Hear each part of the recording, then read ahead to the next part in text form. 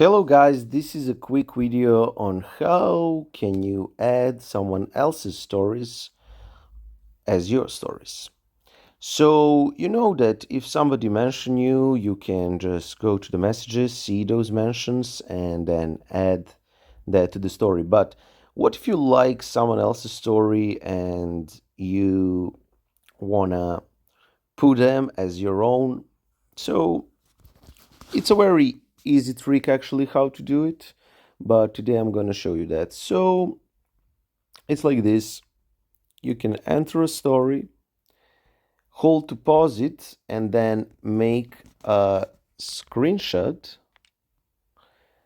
And when you do that, you can go to your story and put that picture right there on your story. So I know it's not a video for videos, but for photos it can function great.